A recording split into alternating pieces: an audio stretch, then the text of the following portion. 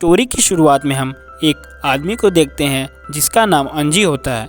वो शहर से अपने बहन के गांव अपनी शादी की बात करने जा रहा होता है। तभी उसे एक आदमी मिलता है जो उसे कहता है, मैं तुम्हें तुम्हारे पथ तक छोड़ दूंगा। इतना सुनते ही अंजी उस आदमी के साथ अपने बहन के घर के लिए निकल जाता है। तभी उसे रास्ते में एक मंदिर मिलता है जहाँ एक आदमी अपनी बहन को लेकर आता है जिसके अंदर एक आत्मा छुपी होती है। तभी एक तांत्रिक सा दिखने वाला आदमी वहाँ आता है। जैसे ही वो उन्हें देखता है उसे समझ में आ जाता है आत्मा उसके बहन के अंदर नहीं उसके भाई के अंदर है। फिर वह तांत्रिक अपनी शक्तियों के प्रयोग से उस आत्मा को उस लड़के से अलग करता है और उस लड़के को ठीक कर देता है। इतना करते ही वो तांत्रिक उस आत्मा को भी अपने साथ ले जाता है। दूसरी ओर हम देखते हैं अंजी एक साधु से पूछता है क्या वह तांत्रिक किसी मरे हुए शरीर में आत्मा डालकर उसे दोबारा जिंदा कर सकता है। इस बात को सुनने के बाद साधु कहता है ये संभव है पर ये परमात्मा ही कर सकता है, वक्त आने पर तुम्हें पता चल जाएगा।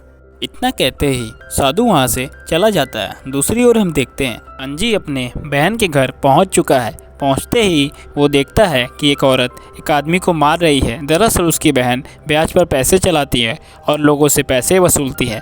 पर अंजी को देखते ही वो काफ़ी खुश हुई और उसके जीजा जी भी। दूसरी ओर हम देखते हैं कुछ लोग जंगल की ओर से कहीं जा रहे होते हैं। तभी वो अपने रास्ते से भटक जाते हैं। जाते जाते वो एक मंदिर में पहुंचते हैं जहां उन्हें एक तांत्रिक मिलता है। उनमें से एक आदमी को कई दिनों से खांसी आ रही थी और वो कभी ठीक नहीं हो रही थी। तभी वहां बैठे एक तांत्रिक ने कुछ जड़ी बूटी सा बनाकर उसे दिया और उसकी खांसी तुरंत ठीक हो गई।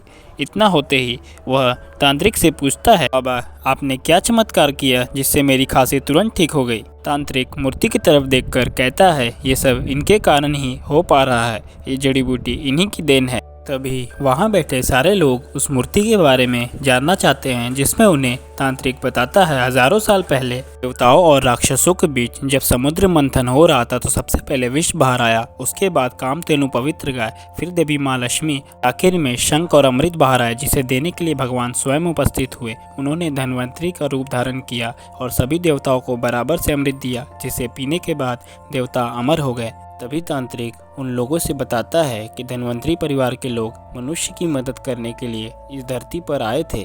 जब मनुष्य बीमारियों से घिरने लगा था तब भगवान ने धन्वंतरी परिवार के लोगों को मनुष्य की सहायता के लिए भेजा था क्योंकि उन्हें भगवान का वरदान था और वो किसी भी बीमारी का इलाज कर सकते थे। तभी उनमें से एक आदमी तांत्रिक से पूछता है क्या धन्वंतरी परिवार के लोग अभी भी जिंदा हैं। तभी तांत्रिक उन लोगों से बताता है धन्वंतरी परिवार के लोग गायब हो गए हैं, उन्हें देखे सदियों बीत गए। दूसरी ओर हम देखते हैं अराका जो कि काफ़ी शक्तिशाली है, अपने लोगों को गुलाम बनाकर उनसे एक नशीला पदार्थ बनवाता है। कई साल बीत जाते हैं और कई कोशिशों के बाद आखिर में वो नशीला पदार्थ बनवा लेता है। जैसे ही वो नशीला पदार्थ तैयार होता है अराका उसका सेवन करता है और उसे पता लग जाता है कि ये वही पदार्थ है जो उसे चाहिए था। भी अराका उस नशीले पदार्थ को एक आदमी को दे देता है उसे बेचने के लिए। उसे देखते ही वो आदमी हंसने लगता है और कहता है लोगों को बड़े नशे की आदत है, इस लकड़ी की नहीं। इतना कहते ही वो आदमी उस लकड़ी को लेकर चला जाता है और अपने लोगों में बांट देता है जिसे सूंघने के बाद उसके कस्टमर पागल हो जाते हैं और दुगने दाम में उसे लेने लगते हैं। उसके बाद ड्रग डीलर वापस से अराका के पास जाता है और उससे काफ़ी सारा पैसा देता है और उससे कहता है मुझे और भी माल चाहिए। इतना सुनते ही अराका काफ़ी खुश होता है पर वो जानता था इतना नशीला पदार्थ बनाने में उसे काफ़ी मेहनत और काफ़ी कैदी लगे थे। जिसके बाद उसकी नज़र पास वाले गांव अरावली भी पड़ती है। दूसरी ओर हम देखते हैं अम्मा अपने आदमियों को वसूली के लिए भेजती है, उसके साथ उसका भाई अंजी भी होता है। पर जब औरत के पास पैसे नहीं होते तो अंजी अपने जेब से ही उसे दे देता है। यह देखकर चिनमिनकी बहुत खुश होती है। दरअसल चिनमिनकी वो है जो अलमी अम्मा के धंधे के खिलाफ है।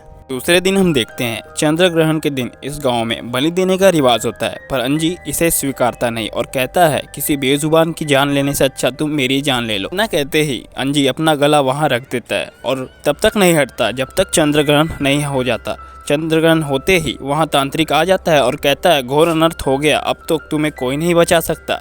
ना कहते ही तांत्रिक वहां से चला जाता है। तभी अंजी सबको बताता है किसी बेजुबान की जान लेने से हमारी इच्छा या हमारी रस्म नहीं पूरी हो जाती। इतना सब सुनते गांव वाले उससे सहमत हो जाते हैं। वहीं खड़ी चिनमिनकी मन ही मन उससे प्यार करने लगती है। अगले दिन ही उसकी बहन चिनमिनकी और अंजी का रिश्ता तय कर देती है। रिश्ता तय होते ही गाँव में सब जश्न मना रहे होते हैं। तभी दूसरी ओर अराका के लोग गाँव पर हमला कर देते हैं और सभी गाँव के निवासियों को बंदी बनाना शुरू कर देते हैं। दूसरी ओर अराका भी अलमी अम्मा के घर पहुंच चुका होता है और अलमी अम्मा के बारे में कुछ गलत शब्द बोल रहा होता है। उसे देखकर उसका भाई गुस्से में आकर उससे लड़ने की कोशिश करता है, पर उसका भाई काफ़ी कमज़ोर होता है, उसके सामने वो टिक नहीं पाता। तभी अराका का गुरु आ जाता है और अलमी अम्मा से माफ़ी मांगता है और अराका को कहता है तुम यहाँ से चले जाओ। इतना सब सुनते ही अराका गुस्से में आकर अपने ही गुरु का सिर धड़ से अलग कर देता है और सबको बंदी बनाकर अपने गुफा में ले जाता है वो नशीला पदार्थ बनाने के लिए। और दूसरी ओर हम देखते हैं अंजी अपने बहन और लोगों की जान ना बचा पाने के कारण मंदिर में जाकर कहता है, भगवान मेरे रहने या ना रहने का क्या फ़ायदा जब मैंने अपनी बहन और लोगों की जान ना बचा पाया। इतना कहते ही अंजी भी अपनी जान दे देता है। तभी वहाँ तांत्रिक आता है और अंजी की आत्मा निकाल कर एक कलश में डालकर वापस लेके चला जाता है। और जाते जाते तांत्रिक कहता है तुम्हारी मौत ज़ाया नहीं जाएगी, उन दुष्टों का नाश जरूर होगा। तभी गांव वाले तांत्रिक से पूछते हैं कि उन्होंने ऐसा क्यों कहा। तब वो बताते हैं कई सालों पहले कुछ आदिवासी से लोग जंगल में रहा करते थे। वो पुलिस और लोगों पर हमला करते थे और उन्हें मार डालते थे। एक वक्त की बात है जब पुलिस वालों को आदिवासियों ने बंदी बना लिया था। तभी बजरंगी उन्हें बचाने के लिए आ जाता है और उनसे लड़ता है। उस मुठभेड़ में पुलिस वालों के साथ साथ आदिवासियों को भी गोली लग जाती है, जिसके कारण बजरंगी डॉक्टर से कहता है इनका भी इलाज कर दो। तभी डॉक्टर इसके जवाब में कहता है मैं इनका इलाज नहीं करूँगा और कहता है वक्त आने पर तुम्हें पता चल जाएगा। इतना कहते ही डॉक्टर वहाँ से चला जाता है। तभी हम देखते हैं सुदिंद्रा और बजरंगी दोनों मिलकर पुलिस वालों के जख्मों पर दवा लगा रहे होते हैं। दूसरी ओर हम देखते हैं मंदिर में आए लोग तांत्रिक से पूछते हैं सुदिंद्रा कौन है जो बजरंगी के साथ उनकी मदद कर रहा है। तभी तांत्रिक बताता है कई सालों पहले एक गांव में बाढ़ आई थी, जिसके कारण एक गर्भवती औरत बाढ़ में फंस गई थी और उसे बचाने के लिए वहां बजरंगी पहुंच गया और उसे बचा लिया, जिसके कारण उस गर्भवती औरत ने एक लड़के को जन्म दिया जिसका नाम सुदिंद्रा था। तब से अब तक वो माँ और बेटे दोनों ही बजरंगी को अपना भगवान मानते हैं और उसी के साथ रहते हैं।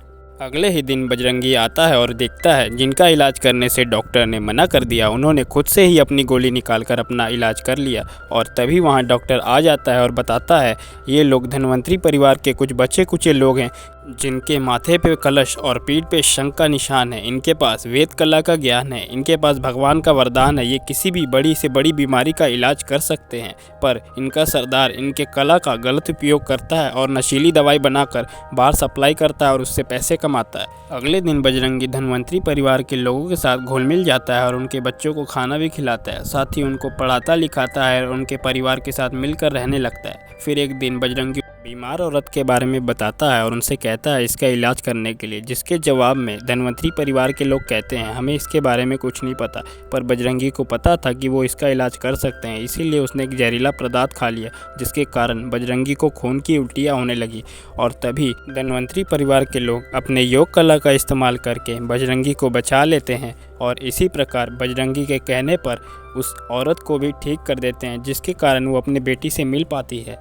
अगले ही दिन बजरंगी बचे हुए धनवंतरी परिवार के लोगों को जगरामा के चंगुल से छुड़ाने के लिए चला जाता है और जगरामा से उन्हें छोड़ने की बात करता है। पर जगरामा उसकी बात नहीं मानता और उससे लड़ने लगता है, जिसके कारण बजरंगी भी उससे लड़ने लगता है। लड़ते लड़ते बजरंगी जगरामा को हरा देता है और उसे जीवित छोड़ देता है। भीख में मिली जिंदगी जगरामा स्वीकारता नहीं और अपने ही तलवार से अपना गला काट कर अपनी जान दे देता है। दूसरी ओर हम देखते हैं धनवंतरी परिवार के लोगों को जगरामा के चंगुल से छुड़ाने के बाद बजरंगी को सब भगवान मानने लगे थे और उसके कहने पर वो लोगों के लिए दवा बनाने लगे, जिसके बाद शहर से डॉक्टर आते और उनकी बनाई हुई दवा ले जाते और बीमारी से पीड़ित लोगों को वो दवा देते, जिसके कारण वो तुरंत ठीक हो जाते।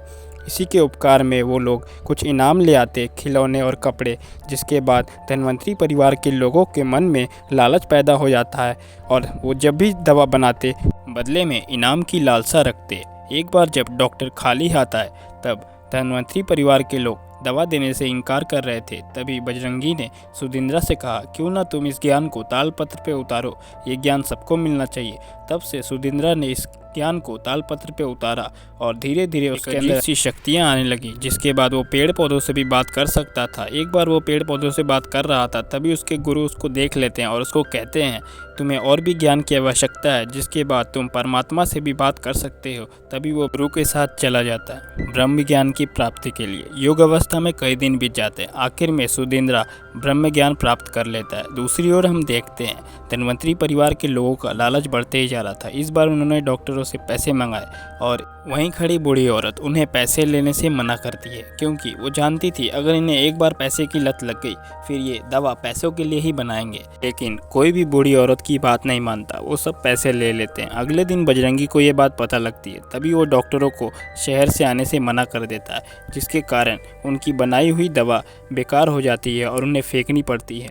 जिसके बाद धनवंतरी परिवार के लोग बजरंगी से माफ़ी मांगते हैं और कहते हैं आप डॉक्टर को बुला लो, और सारे पैसे वापस कर देते हैं। पर वहाँ खड़ी बूढ़ी औरत कहती है नहीं, इनमें इनकी कोई साजिश है।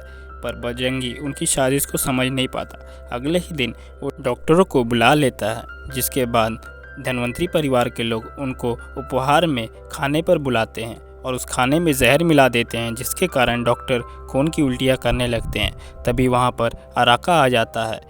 दरअसल अराका जगरावा का बेटा है, वो अपने बाप का बदला लेने आया है और वो धनवंतरी परिवार को अपनी तरफ कर लेता है और सभी खानों में जहर मिलवा देता है।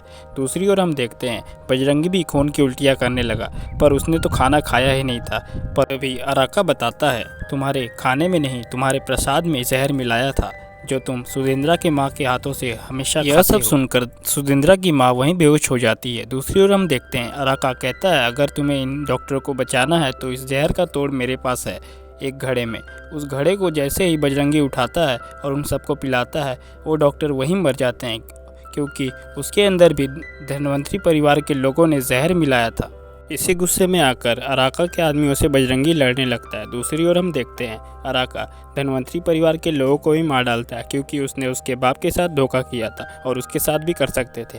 और जो बचे कुचे होते हैं धनवंतरी परिवार के, वो अपने आप को जला देते हैं, क्योंकि उसने बजरंगी को धोखा दिया था। उन बचे कुचे लोग को जलता हुआ देख बजरंगी की भी हिम्मत टूट जाती है और वो अराका के आदमियों से हार जाता है और वहीं मारा जाता है। दूसरी ओर हम देखते हैं सुदेंद्रा की माँ सुदेंद्रा से बताती है हमारे भगवान खतरे में है। तभी सुदेंद्रा और उसकी माँ और गुरु वहाँ पर पहुँचते हैं, और तब तक बहुत देर हो चुकी होती है, सारे लोग मारे गए होते हैं। तभी वहाँ पर उसका गुरु सबकी आत्माओं को मुक्त कर देता है, पर बजरंगी की आत्माओं को अपने पास रख लेता है, क्योंकि उसे इंसाफ चाहिए होता है, उस दुष्ट अराका की मौत चाहिए होती है। पर सुदेंद्रा बजरंगी को जिंदा करने का प्रण कर लेता है और अपनी तपस्या और कई सालों की मेहनत से बजरंगी को दोबारा अंजी के शरीर में जीवित बजरंगी का शरीर और अंजी की आत्मा दोनों ही एक हो चुके थे। फिर बजरंगी अपना बदला लेने के लिए अराका के पास जाता है और उससे देखते ही अराका डरने लगता है। फिर बजरंगी अपने गदा का प्रयोग कर अराका से लड़ता है और उसे वहीं मार डालता है। दूसरी ओर हम देखते हैं बजरंगी अंजी का शरीर छोड़कर चला जाता है और जाते जाते